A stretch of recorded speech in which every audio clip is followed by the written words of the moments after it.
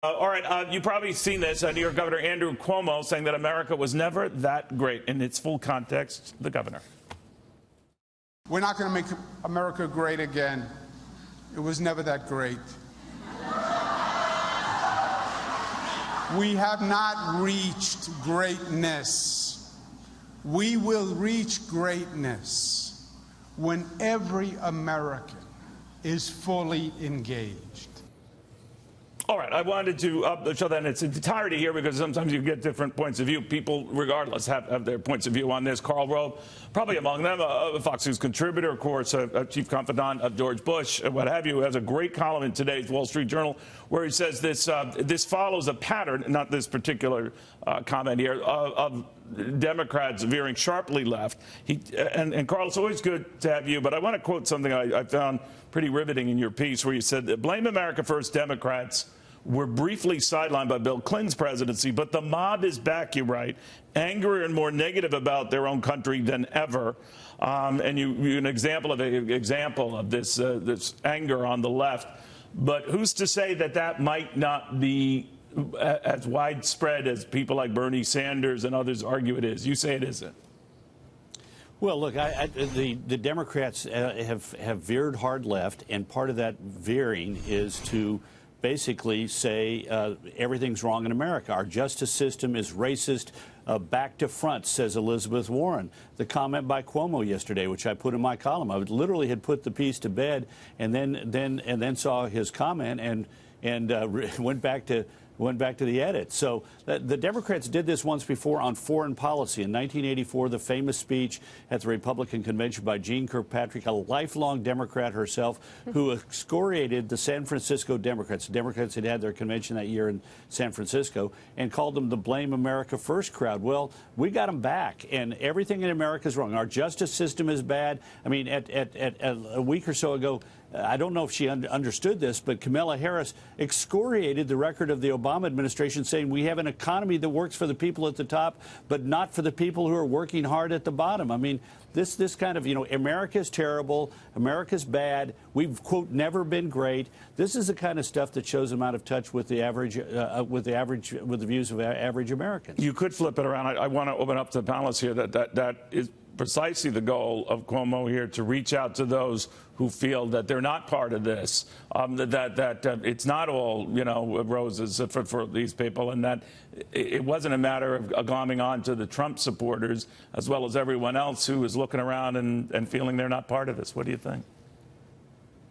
Well, look, I think it is possible to say that, to be aspirational, we can do better, without basically condemning America. You can always say we can do better, and you can be aspirational. When Ronald Reagan said that we can be the shining city on the hill, he didn't have to say America is a bad place and our system is broken and, quote, we've never been great. He could call upon the better angels of our natures to strive to be better, and that's what great leaders have always done. Karl, it's Marie Harf here. I want to ask you about something you just said, because I do think it's easy to focus on the high-profile cases in the Democratic Party of people moving left, people like Elizabeth Warren, like Andrew Cuomo. But as you look at the midterm landscape in swing districts across the Midwest, across the South, the Democratic Party there is actually trending quite moderate, that we have what used to be called blue dog Democrats running in swing districts throughout the middle of the country. How are you looking at the midterms and the idea that there could be a blue wave, or as Donald Trump promises, he's talking about a red wave? That may be a little too far. I don't know. Well, as I said in my column last week, there's not going to be a red wave. That just ain't going to happen. I'm not certain I agree with the premise of your question. Yes, in some instances, the Democrats have nominated more traditional Democrats who can speak to the middle of American politics. But in other instances, they clearly have not. I mean, take Wisconsin 1, Paul Ryan's seat that's being given up. They got a guy who is far left wing and who's also been arrested 9 times. This is the union worker, the longtime union worker.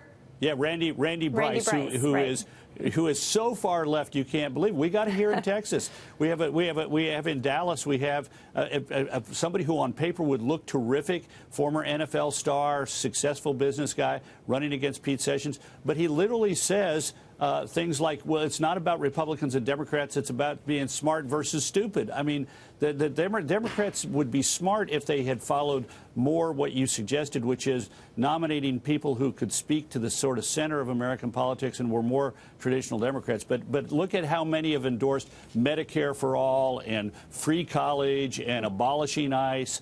And there are some who haven't. I grant you that. And those are the smarter ones.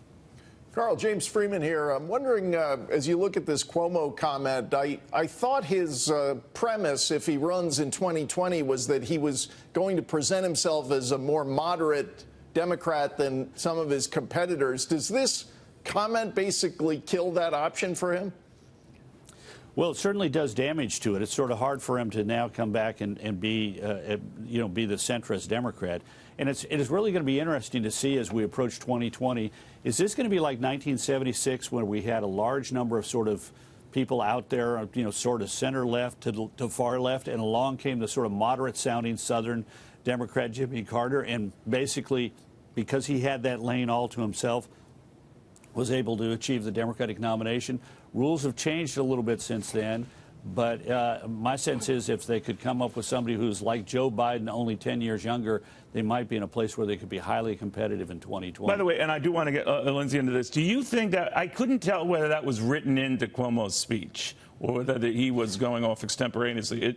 It sounded to me like he went extemporaneously with the follow-up remark. Yeah. What do you think? Yeah. Oh, sure. That sounded like it. But look, sometimes extemporaneous remarks give us a true view of what either somebody believes or what they're trying to lay out, and then maybe do it badly. But yeah, that was my reaction too, Neil. Interesting. What does this mean for the future of his political future for Andrew Cuomo going forward? Well, my sense is it hurts him, even though the sentiment is in keeping with what I think is becoming a majority strain among Democratic activists. I think it probably hurts him because it was so ham-handed. I mean, look, Elizabeth Warren didn't get criticized the day after she said racist, top to bottom. Cory Booker didn't get adverse national press after he said there are things savagely wrong in this country and injustice is now the new normal. I mean, so there's an acceptance of this, but this was particularly, I think, ham-handed. And again, in politics, sometimes people do the worst when they take something from the other side. In this case, Make America Great Again, and try and flip it to their own advantage. Now, it's smart if they can pull it off, but sometimes it comes across as really dumb when they can't pull it off, as Cuomo failed to do yesterday.